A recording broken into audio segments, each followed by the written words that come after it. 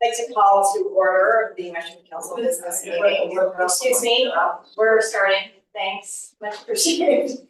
I'd like to declare a formal call meeting to order. I will now ask our clerk, Ann, to call the roll for attendance.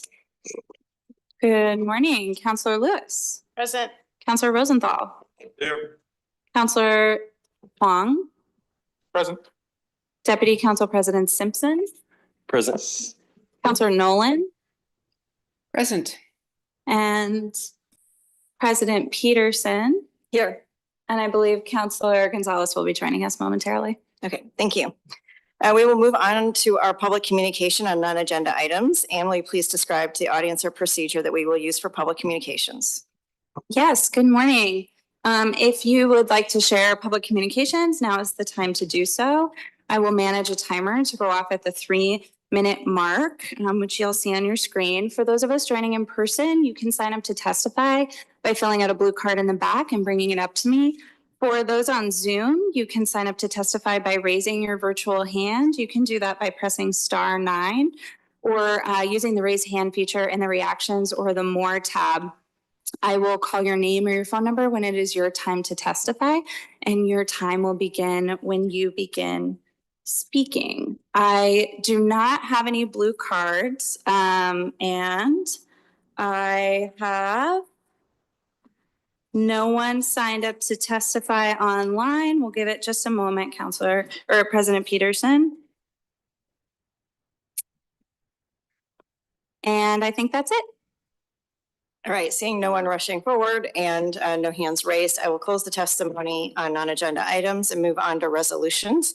Councilors, we have one resolution this morning, resolution number 25-5463 for the purpose of amending 3 related I-5 Rose Quarter projects to the 2024-27 MTIP to add $250 million of approved funding to the projects. The amendment to the MTIP, the Metropolitan Transportation Improvement Program we are considering today, would add the $250 million of funding to the 3 project elements implementing the I-5 Rose Quarter project. Last Thursday, we heard a presentation from Metro staff and ODOT staff and heard public testimony. We also received written testimony, which has been provided to you by email. Councilors, today, if you have any additional questions for Metro MTIP staff or for the Oregon Department of Transportation staff, they are back with us today to provide clarification if needed. Councilors, any clarification, conversation with staff that you need prior to moving into a vote? Councilor? No. Seeing no hands raised online or in person, we will move forward and I will call a motion on resolution number 25-5463. President Peterson, I move to approve the resolution. Thank you. Is there a second? I second it. Thank you. It's been moved by Councilor Gonzalez and seconded by Councilor Simpson. Any further discussion, councilors? Yes. Councilor Simpson, and then we'll go around the room probably. Thank you, President Peterson. Colleagues, today we have an opportunity to make a decision that goes beyond traffic congestion and infrastructure. It is about righting a historical wrong, prioritizing racial justice, and investing in economic opportunities for the communities most impacted, particularly the Black community of Portland. For too long, Black communities have borne the heaviest burdens of highway construction. The Federal Aid Highway Act of 1956 tore through thriving neighborhoods, displacing families, erasing businesses, and creating barriers that stifle economic opportunity. The effects of those decisions are still felt today in health disparities and disconnection from economic centers and in neighborhoods left without the investment they deserve. This project does more than widen a freeway. It reconnects a community that was torn apart, creating developable highway caps that will restore land, generate economic opportunities, and provide long overdue infrastructure improvements that directly benefit those impacted. This isn't just about moving cars. It's about rebuilding a community that was torn down. Beyond the transportation improvements, this project represents a significant economic opportunity. It will create thousands of good-paying jobs, many of which will go to local residents who don't have a job now. It will provide contracting opportunities for Black-owned businesses and Black contractors, ensuring that those who have historically been excluded from infrastructure investments can now benefit from it. Additionally, these developable lands created by the projects will open doors for new Black-owned businesses, housing, and cultural spaces to helping to restore the economic vitality that was stolen decades ago. Now, let me be clear. This project is not perfect. No project of this scale ever is, but it is progress. It is a step forward in addressing past harms and investing in a future that prioritizes equity, opportunity, and community restoration. Doing nothing is not an option. Maintaining the status quo only perpetuates the environmental, economic, and safety disparities that the Black community has shouldered and burdened for generations now in this city. If we are serious about racial and economic equity, then we must hold ourselves accountable to the voices of the impacted communities. They have spoken clearly in support of this project. It is our responsibility to listen and to act and to not sideline their request again, and again. Let's not repeat history by ignoring the needs of these communities again. I urge my colleagues to vote in favor of this project, not just as a transportation initiative, but as a step towards economic empowerment, equity, and repair. Thank you. Thank you, Counselor. Let's go around the table. Counselor Lewis. Sure. Thank you so much, colleagues. I think this is a project and vote that we've had quite a bit of discussion and thought on, as it is warranted. We're doing big things as a region, and this is part of it.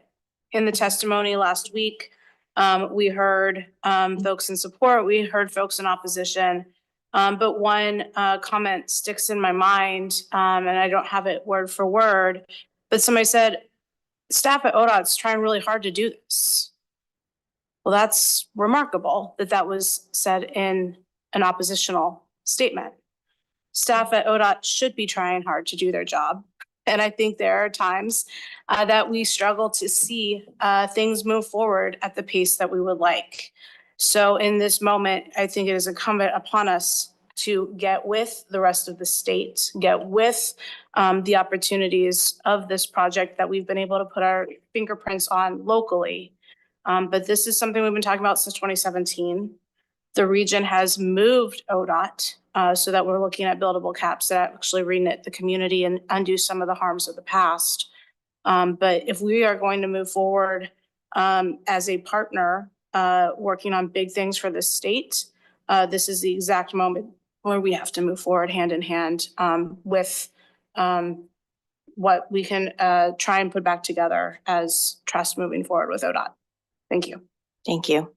Counselor Rosenthal. Thank you, Madam Chair. First of all, I want to say that I fully support the comments by Councilor Simpson. I think this is this doesn't correct past wrongs that were done to the neighborhood and in the historical, but it does make a step forward in economic development in an area that wants to revitalize itself. And I think it's necessary to do that.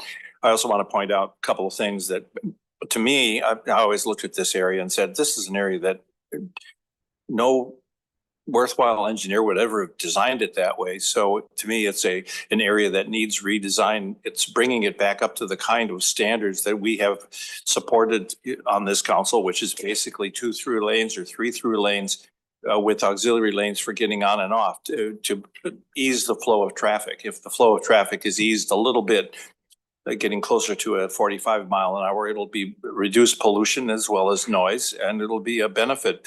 It does not solve the problem of congestion, and that is true. I wish we had something resembling congestion tolling in this area, but that is not part of this particular process. I think it's necessary to move forward. It's not a perfect bill, and it probably is more costly than it should be in some regards, but I think it's just a necessary thing that we have to keep moving forward. We've been talking about it a long time, and you would want a better freeway in this congested part, and to put a cover over it is going to provide opportunities that otherwise would not exist. Thank you. Counselor Gonzalez. Yeah, thanks, President Peterson. I want to join the chorus in elevating the words of Counselor Simpson, and painting the moment that we're in. And I want to invoke that sense as well, that the action before us is to help program the largest restorative justice project in America. That's a big deal right now. And that is what we have in front of us. I was on the council a few years ago when this project and the project team came to us, and we said, it's not quite there yet. Come back to us, make some changes and some improvements.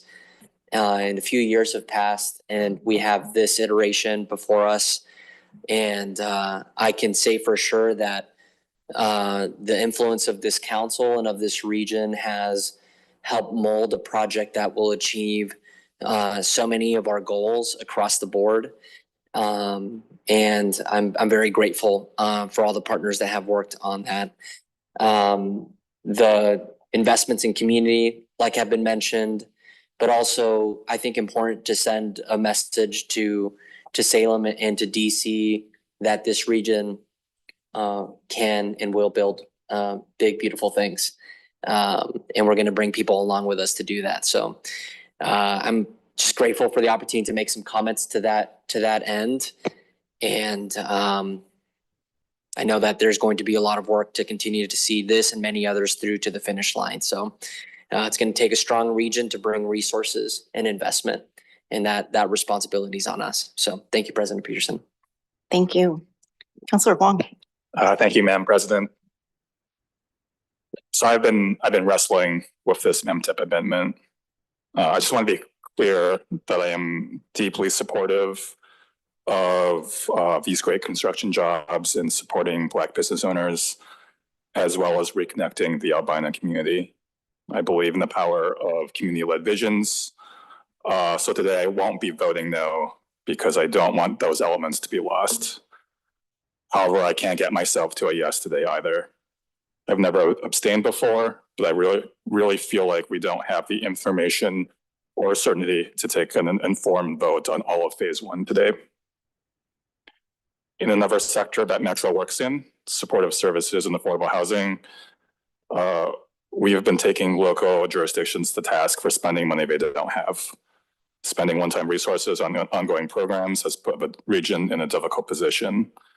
In affordable housing, you also can't start a project until all your resources are in hand. So I can't preach fiscal discipline one week and the next be okay with financial leaps of faith the next. There are currently 3 processes playing out right now that have bearing on this project. And what I'd like to see is what comes of them, or at least, what is starting. I think we have, number one, we have verbal approval for the next phase of our federal grant. However, the grant itself is still under federal review. We anticipate a state transportation package. However, that package hasn't materialized yet, and we don't know for sure if this project is included and what trade-offs are going to be made. Speaking of fiscal responsibility, I also do feel like I want to bring up the recent challenges with ODOT's budget, where there was, and I quote, an overestimation of federal funding in our project delivery and local government's budgets by about $1 billion. So there's an accountability process playing out. I want to thank the bipartisan effort looking into that process. I want to thank Senator Starr, and thank President Peterson for your advice, and other legislators like Senator Pham for your leadership into looking into governance and economy structure. Some more thank yous. I want to thank Councilor Simpson and Gonzalez for your leadership at JPACT. The amendment that you proposed has given me a lot more confidence. And I want to thank everyone that came to testify and submit written comments. They were meaningful. However, at the end of the day, I can't get to a yes today on April 1st, 2025. Even after phase one, we were told last week that a $650 million to $1 billion gap still exists even after we get all the funding, even if we get all the funding as approved for phase one. So my preference was to unbundle this and go step by step, reviewing each phase for independent public utility and the funding behind it. But here we are today. I can't say no to this project, but I'm not there today on a yes. Thank you. Thank you, Counselor. Counselor Nolan. Thank you, Madam President.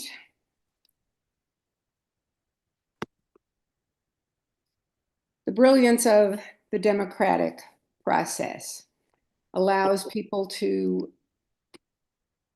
support ambitions, goals together, and disagree on whether the proposal in front of us gets us there. I am inspired by the vision brought to the project from Albina Vision Trust to reconnect the Albina community, which was decimated by highway practice in the 1950s and 60s. I am happy about the commitment that ODOT has expressed with this project to authentic DBE participation of a serious volume. I don't know why it took them so long. And frankly, I don't know why that commitment is limited to this project.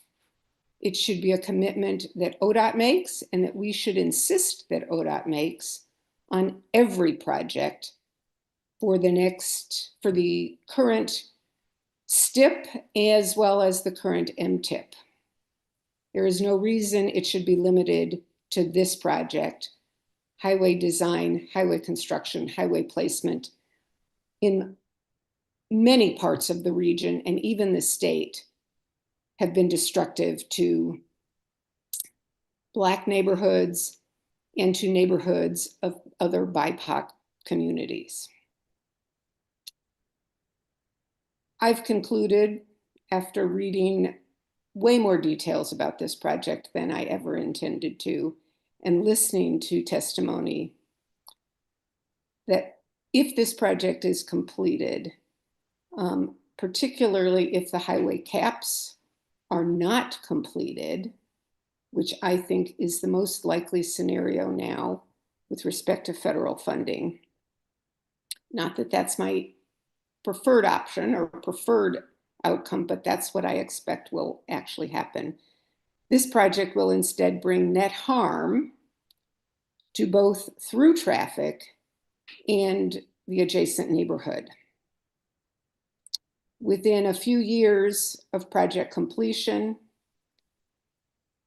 congestion will almost certainly, if it is anything like other significant highway projects of a similar nature around the country, return to the levels that we see today, unless congestion pricing is applied to the area. And if it's not applied to the area during construction, it is highly unlikely that the federal government will allow us to retroactively apply congestion pricing. And it is unlikely that the Oregon legislature would pursue that as well.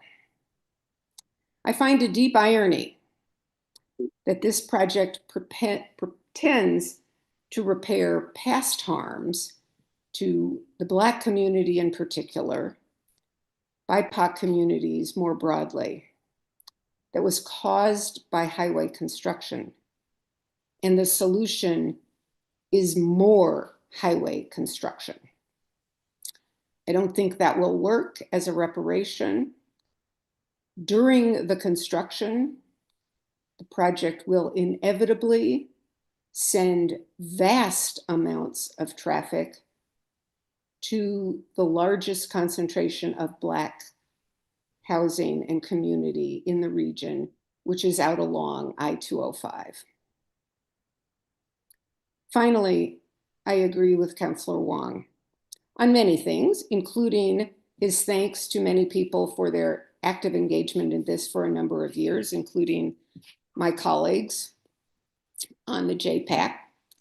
But in particular, I agree that I cannot move forward with supporting a project that spends money, commits money that is not currently available, is not currently contractually obligated to the project or to the region, while at the same time scolding, castigating other governments who we partner with, most notably in housing and supportive services, but in other areas. We should not be, and I won't join a chorus that lectures other governments about how to be fiscally responsible, how not to bust their budgets, and then turn around and do exactly the same thing with this project. So I support many, many ambitions of the project, but the project itself, presented as it is as a whole, does not have my support. Thank you, Counselor. Just to round those comments up, I just want to say I'm extremely supportive of this project, have been since the very beginning. It's been a rocky road. We've come a long way. And I think that there's a lot of lessons learned coming out of this project. But probably the largest one for this region is that there are more voices at the table expressing desire to see improvement within their community, and being part of the process significantly changes how these improvements are being made, what improvements are being made. If those voices were not at the table and we were in another state, the DOT would be simply saying 3 interstates coming together in a very small area would be building 9 lanes in totality through this area. I'll just let that sink in. Any normal DOT engineer would have proposed 9 lanes in each direction at this spot to balance out lanes. What our DOT has put forward, and people won't like it when I say it, but it's a tweak.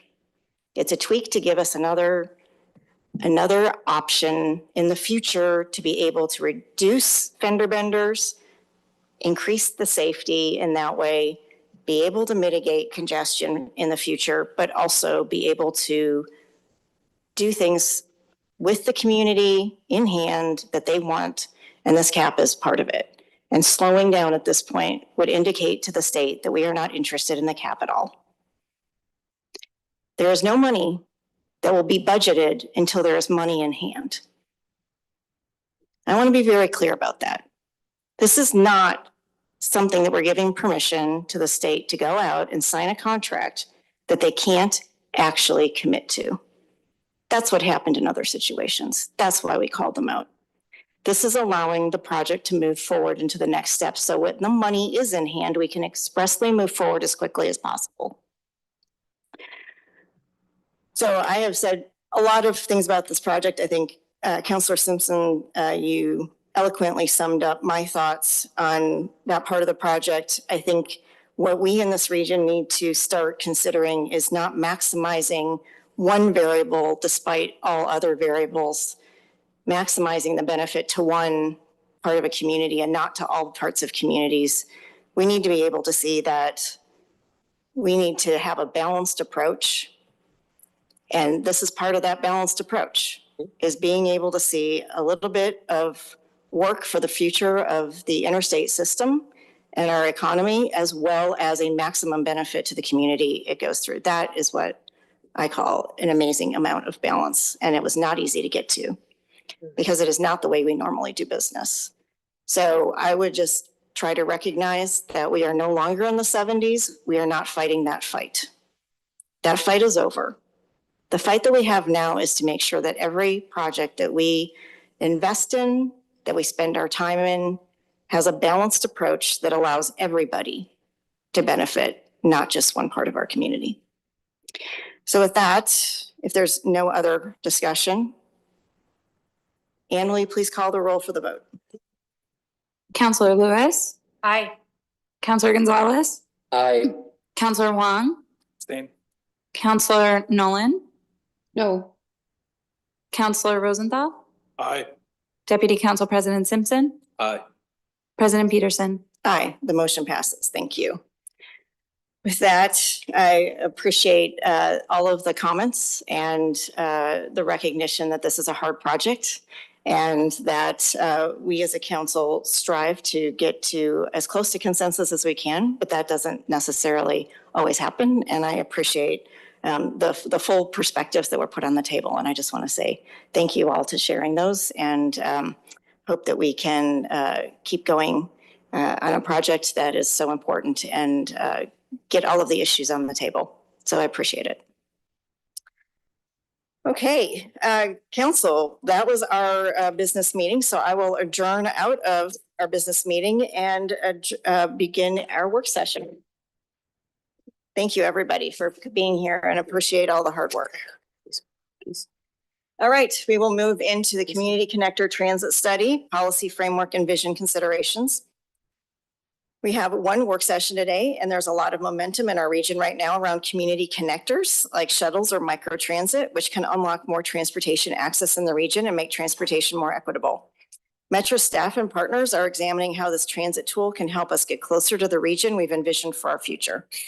The study is bringing together business, community, and agency partners to explore a shared strategy for investing in local transit systems that better serve everyone. Our first presentation on this topic was in October of last year. Today's presentation will review the work completed since then to establish the policy framework and develop an approach for identifying new opportunities within the transit network vision. Today we have Allie Holmquist and Ted Leibold both here to facilitate the discussion. Thank you. Great. Thank you, Council President Peterson, members of the Metro Council, Ted Leibold, Transportation Policy Director here at Metro. I'm sorry, Ted, I don't think you're. Oh. There we go. Wait, is that better? Okay. Is it? It's not that much better. No. Okay. I'll pull it closer. Is that helping? Maybe point it up. There we go. Yep. Okay. we go. Sorry Thank about you. that. For those of us that are aging. I'm right there with you. So again, Council President Peterson, members of Metro Council, Ted Leibold, Transportation Policy Director here at Metro. Before I turn it over to Allie Holmquist to give you a presentation, I wanted to ground you a little bit in why we're doing this work. This study is in a direct response to comments we heard during the last update of the Regional Transportation Plan in 2023. We heard a lot of concern around the region, especially in our suburban and even ex-urban areas and other portions of the region that lack good access to transit service and that there may be opportunities to provide access with other options to than with just regular fixed route bus service or rail service. We're particularly thinking about that in terms of many of our marginalized communities who have been in essence, gentrified away from a lot of the portions of our region that have that good transit service. So this study really does provide us a good opportunity to build on the foundation of the transit planning work that occurred up to this point and provide a way to look at these other options of transit hubs and non-fixed route service to provide options to folks who are outside or not close to that fixed route service. It will build on that regional transportation planning work, but not just that, but also lots of other local planning work that has occurred around the region. And you'll hear more about that from Allie. And then finally, the outcomes of this work will get wrapped into our next regional transportation plan update and provide some guidance for transportation investments over the next 20 years. So with that, I'm just going to turn it right over to Allie to get started on the presentation. Great, thank you. And thank you so much for having me back today. Today, I am back because I'm hoping to hear your thoughts on the emerging role for community connectors as we gear up to begin identifying more local service opportunities. As I walk through that, I'm hoping you'll have a few questions top of mind. What role should they play in increasing access to transit in the region? What outcomes would you like to see from the opportunity area identification approach, thinking about our regional goals? What should staff consider in developing an approach to prioritizing those opportunities? And what other feedback from community partners and others will be important to consider as we do that work? Next slide, please. So last fall, I provided an introduction to this study, and I heard from you it was important to consider people and people's needs above modes, applying targeted universalism to look at access needs on the ground, learning lessons from community when we're looking at application, and building from existing successes in the region, specifically ride connection and our high capacity transit strategy as we think about scaling up or expanding. And I want to talk about how that fed into the work that we did to develop an emerging policy framework and the approach to identifying service opportunity areas for both community connectors and also mobility hub site locations. That's where we can better facilitate shuttle connections, connections with existing transit, and then also different other types of mobility options. We also heard feedback from you on the administrative models and funding that will factor into the next phase. At that time, I'm going to come back with a report on the outcomes of the work I'm describing today and some preliminary information about priorities. Next slide, please.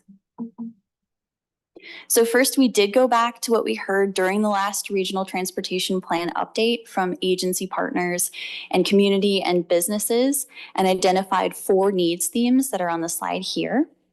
And those are looking at solutions for mobility in low density areas at the suburban and ex-urban edges of the region, access to jobs, specifically our employment centers, access to major outdoor recreation areas. And you may notice a theme. A lot of these are at our regional edge. And then one not locational theme was also thinking about time of day. So shift workers that have needs outside of typical transit spans. And so we took these themes and looked at best practices regionally, including ride connection and others, and then also nationally. And on the left of the slide is all the different types of examples we looked at. And we explored if community connectors could meet those needs, and if so, how they could to best meet them and what they'd need to be successful in doing so. That includes land use character, which we've talked about with transit before, but also public and private partnerships. So a few examples are employers participating in transportation management associations or contributing match funds to a van pool program, for instance, and local agencies operating transportation demand management programs or even funding community connector services. And I'll mention, while community connectors were a great solution for all of these areas, in several cases, those transportation demand management programs were an equal or even a better solution than new service. Next slide, please. From that, a framework is emerging for how we can use these connectors as a tool for meeting our regional goals, or in other words, the role it plays towards achieving our vision of an accessible, frequent, convenient, and affordable transit system. So while the light rail and rapid bus with the greatest speed and capacity are connecting our regional centers with the most activity, and then our frequent and regional workhorse buses are connecting communities and destinations along the other arterials, community connectors can link up with these other services to expand the network further out to those suburban areas and employment areas. Where transit service does not exist today at our regional edges, these tools can act as local circulators between neighborhoods and key community places and provide additional connections for industrial sites. Next slide, please. So what we're looking to do next is apply this framework to identify those opportunity areas on our regional transportation plan vision map, which is shown up here on the slide. And we're looking at creating 3 opportunity categories: current opportunities for operating shuttles today, areas that are planned for future service, but where a temporary shuttle sooner could build ridership for that service later, and areas that we anticipate a need for shuttles in the future. Next slide, please. To do that, we're asking 3 key questions. The first is, where are there needs but service does not reach today? And that's towards our mobility, climate, and equity goals. Of those areas, which are transit supportive, thinking about our equity, economy, and to a certain extent, safety with access goals? And what does other regional work and expertise tell us about markets? And that is towards mobility, equity, economy, and climate goals. Next slide, please. And then as we are planning for more shuttles that will link to more transit, we also want to think about those connection points and making those convenient and comfortable. So not only where shuttles are connecting to frequent transit, but also MAX lines as well. So mobility hubs link transit services with other first and last mile transportation options, along with wayfinding. So walking and bicycling routes, bike share, ride share, also things like bike lockers. Then they bring in stop and community amenities, which we've heard a lot about from community, like covered and shaded waiting areas, art, all together to create vibrant, people-centered spaces that can even include community gathering places. And so we're looking at identifying these opportunities at locations where you see a lot of that connectivity happening today or where we will see it in the future, and considering accessibility, land use, equity, and community impact, along with our transit-oriented development potential and opportunities for partnership. And we're considering that alongside the community character to develop an approach supporting implementation in a way that is flexible around unique needs. So these mobility hubs will vary in scale and function, but they'll all contribute to an integrated transportation system that supports our regional goals. And so we're looking at a few different hub types that are on the screen here. A regional hub that would bridge the gap between urban and suburban mobility needs, like the Beaverton Transit Center does today. Town hubs that balance local accessibility with regional connectivity in a vibrant public space. Think of Aranco Station. And then local and emerging hubs like the Tualatin Park and Ride that really are focused on local modes and supporting suburban employment districts, excuse me, campuses and medical centers. Next slide, please. And towards gathering more information on local and community needs, we're engaging agency partners through a number of different advisory committees, including a working group that supports this project. And we're working on broader workshops to engage more local and leadership staff next month. We have a public survey that's out right now that we're extensively working with all sorts of agencies across the region to help cross-promote. And then we're getting out there in person at community and tribal public events as well. Next slide, please. And this is just a reminder, Ted already mentioned this, but we are one of the many regional transportation plan implementation items happening between our last update and the next update that will be happening just this next year. And so your feedback today will help us define the framework best meeting our regional goals towards recommendations for guiding future investments in that 2028 RTP. And next slide, please. And with that, thank you so much. And President Peterson, I will pass it back to you for questions and discussion. Thank you. So, Ally, if you were to sum up, what question you have for the council? Yes, It was a great presentation, but yes, thank you so much. clarify. So this is the framework that we're going to use to guide the next steps of the process. So we're getting ready to identify the opportunity areas based on the elements that I presented today. So what I'm looking for is anything that we've missed that you're not seeing in that framework, because it will guide how we identify those opportunity areas and priorities if there's other things that we should be thinking about before we even begin that next step. Thank you. Could you flip it back to the slide that would have the elements of the framework? Is there one slide or is there? Yes, I think the best one would be, and I'm looking at Anne, the one with the bullets with the pictures on the left-hand side. I could give you a number. That might be easier. Slide number 3. Oh, that could be, yeah, this one also. Okay. Thank you. Council, gaps. Councilor Wong. Oh, thank you. Thank you, I'm Madam looking President.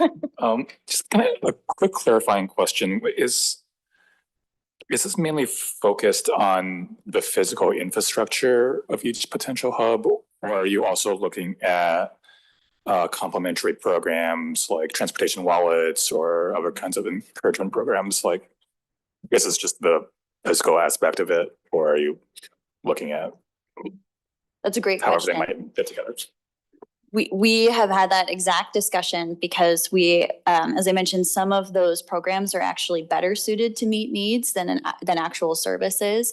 So we are looking at making recommendations for where we could be providing more support for those programs. And then the regional travel options team is doing a plan update so that we can provide those recommendations to that team and then also do more work around implementation and planning for that to be a future reality.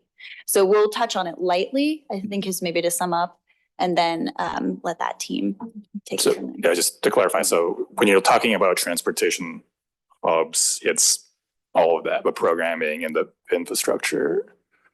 Yes, but although more focused on the infrastructure for the hubs with this work than the actual ins and outs of the wallets. Right. Right. But we are in parallel updating the regional transportation demand management strategy, as well as our Metro RTO programs role in implementing that. And we're doing that in parallel with this study. So as we hear comments that are related to providing those services and infrastructure jointly, we'll be able to direct those comments to both processes and coordinate those. Thank you. Oh, good Lord. Counselor Lewis, Rosenthal, and Gonzalez.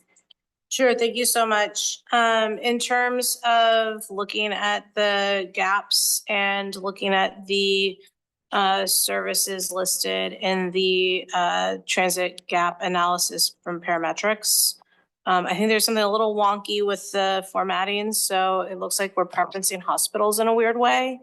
So I think first of all, fixing that so we're not preferencing hospitals with like a big bullet instead of the small bullets.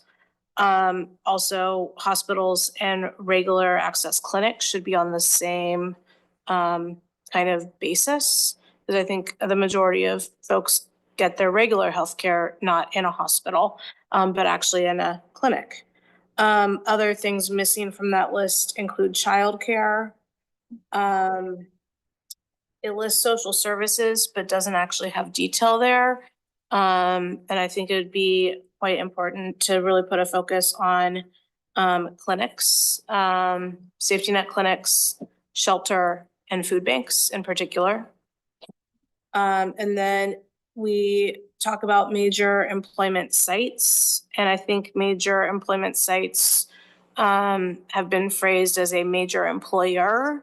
And I think it is more important to use a methodology that finds potentially clusters of small businesses. The majority of people get employed not by the one or two or three big employers, but we have places where the zoning has actually encouraged co-location of many mid-sized firms, and we want to prioritize that. Thank you. Thanks. Counselor Rosenthal. Thank you, Madam Chair. If you could go back to a little slide a bit earlier than this. I have a couple questions. One before, yeah. When I looked at this, this sort of piggybacks a little bit on what Counselor Lewis just said. I looked and said, all right, the gap, access to jobs, access to other critical services, which is medical services, which is educational services, and other things like food banks and things like that. So my question here was, so we don't have any gaps in those areas? I'm just wondering or whether we just didn't list them. I mean, access to major outdoor recreation areas is important, and we have identified that, but that's not what most people use it for most of the time. They use it, on TV highway, they use it to get to shopping, to get to medical facilities. The new Kaiser facility, they're going to be building a 7-story thing. Do we have that? Do we have gaps in getting to these medical service facilities and so forth? So I was a little curious that I didn't see that up there. So that's one question. And then the second question I have is, where does, you mentioned briefly the last and first mile. Where does the possibility of autonomous vehicles serving, particularly, as you know, we're building residential areas, residential developments where we don't have parking anymore. And that's one of the goals of the state, is to reduce the amount of vehicle use.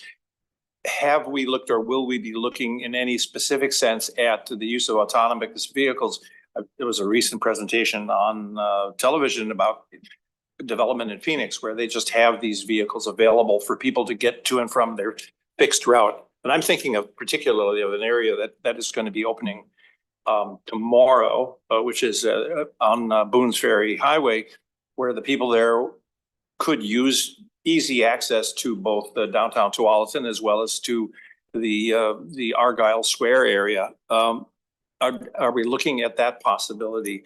And then finally, I have one suggestion. If you moved to that picture of the regional map. All right, that one. My suggestion, no, the other one. There you go. My suggestion is that could be redrawn to actually represent our area so that we identify the specific regional zones, the community zones and so forth. This one, I always look at this and I go, what city is that? Is that Minneapolis? Is that Madison? I have no idea.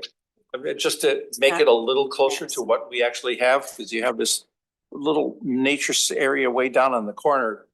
But, you know, we know what the regional centers are. We know what the downtown is like, but they don't really quite fit this schematic.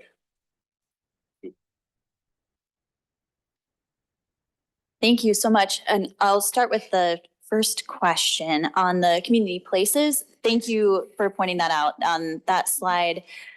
I presented a little bit different, but really what we were focusing on there with the 4 bullets was case studies on particular needs where we wanted some more information. We definitely considered community places as well. And we had a list of those. Those we have a little bit more information on from Metro because we have a lot of data that we use those regularly on for our transit planning. And so we did factor those in as well. So that included the medical sites, the social services, and other things like community centers and some other different community places types. So you're saying we have a lot of data on those other areas and whether we have gaps, transportation gaps. We don't have a data gap as much.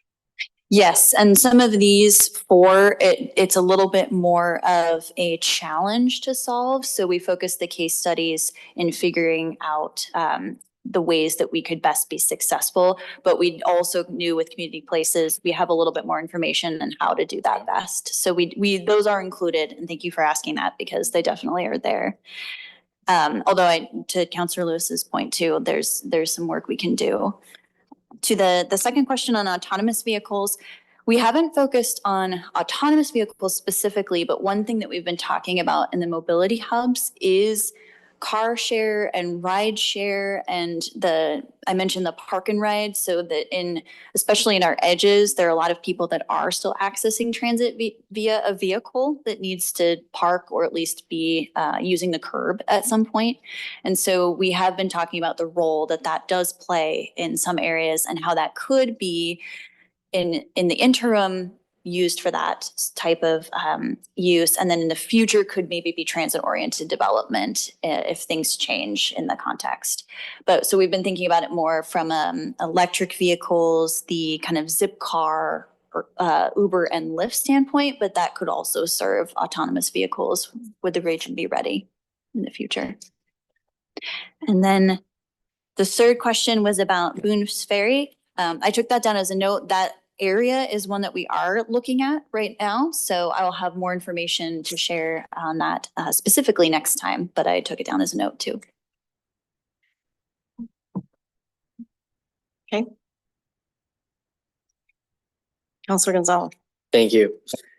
I think this is very timely for several reasons. But before I get into those reasons, I want to acknowledge that colleagues at our JPAC meeting, we've created a new kind of slide structure that Allie has actually helped present now for a few months called the Transit Minute, which has essentially been the recognition of all the steps that the region is taking to help our ridership rebound to pre-pandemic levels. And so every meeting we look at where our trends are, what the steps that local transit providers are taking. And I think that's been really, really wonderful. And I thank you for that. So kind of coming back to my reasons of why I think this is really relevant. I think And this is coming from just conversations with folks about, you know, does transit come out to my city or to my neighborhood or not? And having had the opportunity to engage in many of those conversations over the years, I think that it feels like it boils down to the chicken and egg of like, what comes first? The dense place that transit serves, or transit and then the dense place comes after that. And so I boiled that to something like a really simple phrase, but I do feel like sometimes, let me backtrack a little bit. The 2040 growth plan, I think there was really strong buy-in around that when that plan was adopted. And I feel like not that the buy-in has waned, but just like I think the knowledge and the agreements that were made around, in order to build transit, this is the kind of built environment that we need. That kind of relationship of land, you guys already know this is literally the mantra, but I feel like what we have right now is an opportunity to kind of recenter that relationship again.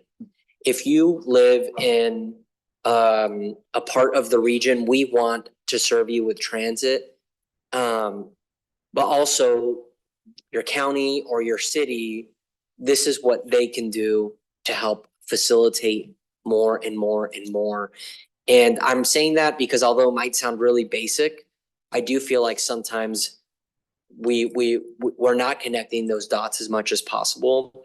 Where at the JPAC table or outside of JPAC table at the coordinating committee meetings, there's conversations about we want more transit to our communities, and how do we help reinforce that like mutually binding relationship of this tool, of this suite of tools, and help to train the new elected officials around this mantra and how we can make that happen. So anyway, it's not the most technical response to the work, but to me, it's a much deeper aspect of regionalism. It's a much deeper aspect in terms of how people know how we make decisions, and then in redefining this process, how do we as Metro, how do we as the transit agencies or the regional entities that have a role in advancing that, how do we follow through on those new agreements? So I'm kind of going way deeper than I think than this plan is necessarily saying, but I think it's a part of this larger picture that we're working through. And I really am glad that we're doing this. And I think I'm also sharing this kind of more existential question or comment because I think that it's as the Metro Council, you know, regionalism is something that we need to work for every single day. Because regionalism is hard. Regionalism takes effort, and we all know that for multiple reasons. So thank you. Thank Can I you, follow up Counselor on that? Simpson. Oh, so Can I go follow up ahead. on that just a bit? So I appreciate you bringing that up, Counselor Gonzalez. That is definitely something I think we as a region have struggled with, is the developing parts of the region that haven't reached the point where they're ready for fixed route transit service yet. And how do we deal with that chicken and egg issue? How do we engage those communities and get them to buy into that ultimate relationship of growing in a way that's going to support transit service? And so I hope that and I think we will work on using this process and the materials that we develop through this process to help further that conversation, particularly in those types of areas. Yeah, thank you. Counselor Simpson, sorry. Thank you, President Peterson. Thank you, Ally and Ted. I appreciate it. I mean, again, this is a great time. I won't belabor a lot of issues. I really appreciate the gaps that Councilor Lewis brought up, really around like childcare and things like that. And really want to uplift this system thinking around how, like, if I live in Hillsborough and I want to get to work, and if I work in Troutdale, I'm two extremes, right? How do you make that connection happen with transit? So my question really lies in more so in it's District 1 related, because it is some areas I saw. If you go back on your diagram, the pretty one, not the technical map, the one that we think is Madison, Wisconsin, that one. Yeah. Madison has 2 lakes. It does not have a river. Where? I'm looking at the east side over here at this low density area, and right, like this chicken and egg question, but like this is a part of the area of the region that like really needs a lot of north-south connections. We get the east-west flow, but there's no north-south connections to those works in town centers along that axis. And so is that part of the plan, is to talk about like adding additional connection points that typically don't exist? And in this case, we talking north-south connections in District 1. It is. I would say it will extend from the work that was done on the high capacity transit strategy. So there are a couple new north-south routes that are a little bit broader cross regionally. And then one of the roles that we'd like these connectors to focus on is actually extending beyond those. So one thing I'm picturing in my mind is that northern industrial area that is at the top of Multnomah County. So, and Multnomah County is already doing this with their access shuttle. How can we extend beyond where we even plan for that FX bus or where the light rail exists today with a connector? And then on each, it can go on each end. So that will really be the role of connectors, is extending beyond where we have that high capacity transit today or in the future, but they can help lengthen, because a lot of times too, when we start planning for those high capacity transit corridors, we have a longer corridor in mind. And then with reality, we start to look at, you know, what we have the funds to pay for and also what the kind of existing density will support. And so shuttles can help extend that. Yeah, and I'll tell you, and you probably kept track of this. So on 162nd, I think that's our only north-south connection, and it's line 74. I remember when that was installed. I was at Rosewood when we got that done. That's the only one, and that's in a dense area. But there's like 181st, there's 224, there's 240. Like there's so many other dense corridors that need that north-south connection, but that's the only one we have, and we had to fight hard for that one. So. Thank you. Yeah, Councilor Lewis. Sure, thank you so much.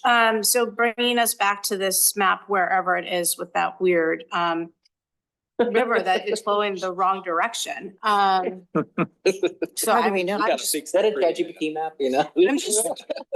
I'm just befuddled, because that's not how rivers are really working in the city. But in terms of the designations we have, I understand why we have them, because it's coming from a planning perspective and we're planners. But we're talking about how people use space. And I think something that is left out is that we have accredited main streets and designated main streets in the state. So there is a list of main streets in this region. Why don't we use them? Because that's where people want to go and have a lunch. That is where people go and maybe work for an employer of 5 or 6. So if we could cross-reference the Main Street list, it would make a lot more sense to me. Thank you.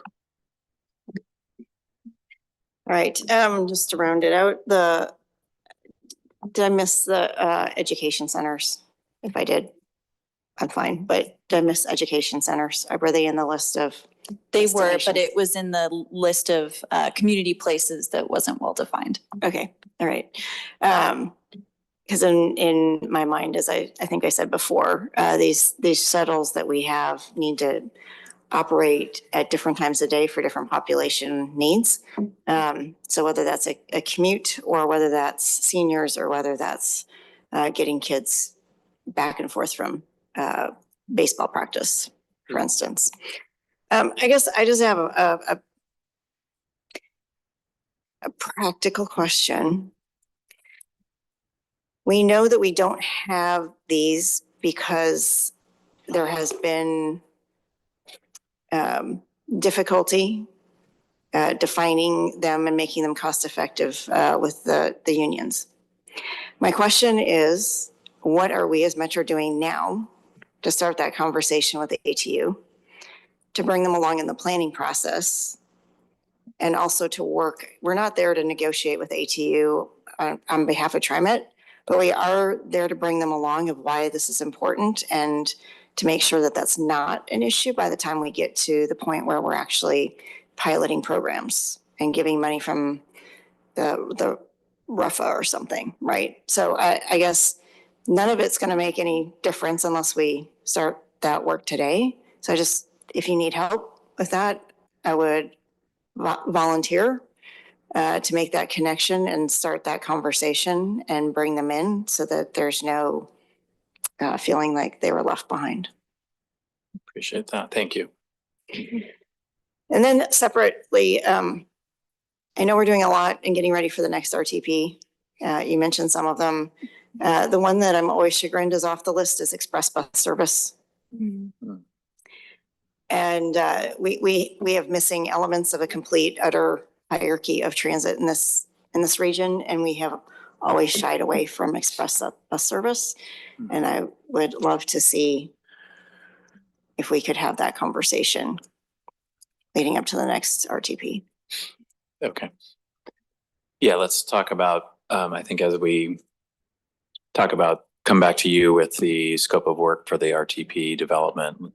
We'll continue to engage you on if we can make that just part of the overall RTP update process. Yeah, I think it'd be nice to do some scenarios of trying to connect the less connected areas of our region to the major destinations. Okay. All right. Awesome. Thank you. Seeing no other hands raised, much appreciated. Oh, Councilor Gonzalez. I mean, this is our last thing, right? And then Yeah. okay, great. I just like spending time with you all on the dais. I don't know. Go for it. I think, and Councilor Rosenthal has actually talked about this a lot. But in building off of the energy of what you're just sharing, President Peterson, about like the transportation vision and the major projects. Yes. And Yes. I mean, since Yes. Get Moving 2020, I mean, we haven't really had the bandwidth or the appetite as a region to really look again at like what are the next 10 major projects that are going to help us advance our vision in terms of transit. And I have a huge appetite to do that. So I know everyone else does as well, but right now that we're, you know, our region and our city is looking at finding a new path outside of this rut that we're in. I think planning major construction projects, et cetera, are a huge part of how we help kind of catalyze that. So I'm not sure if anyone else has thoughts on that specific question. It's not necessarily on the plan that you're working on here, Ted and Allie, but Sounds like a JPAG. yeah. Next step. Since you just finished finding the money for the next set of projects. True.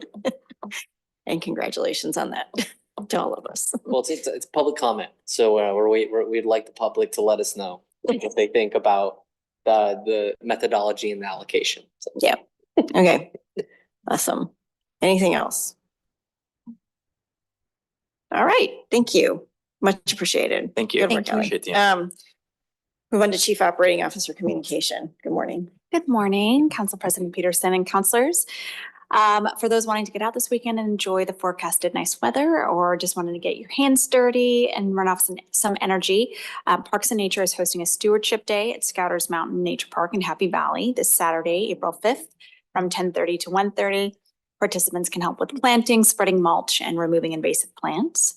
All of the necessary equipment and tools will be provided, as well as some light snacks. It's a free event, but registration is required. There's also some opportunities for those wanting to do a more meditative outdoor experience. Place-based educators Juliet McGraw and Reedy DeCruz will be hosting 2 nature walks Sunday, April 6th at Oxbow Park one at 10 and one at 1 p.m. They're intended to deepen a sense of place and presence and help develop relationships with the land and those around you. Both walks require advanced registration with a fee of $6. You can find more information about these events and register online at oregonmetro.gov/events. And then lastly, we did have a little emergency at Blue Lake last week, and so really want to thank all the staff that were on site for responding. It's never easy to have emergencies, but particularly in these times. So I really want to shout out to everyone who responded. Thank you. Thank you. Thank you for bringing that up. Mm-hmm. Counselors, any communications? Counselor Lewis. Sure, thank you. I have 2 updates. The first, want to give a legislative update for the week There was a successful hearing last week on Metro's priority for gun safety. This initiative would give local governments the ability to regulate concealed handgun license holders on their properties. And it has been folded into the omnibus gun safety legislation. We had a lobbyist testify in support alongside League of Oregon Cities and City of Eugene.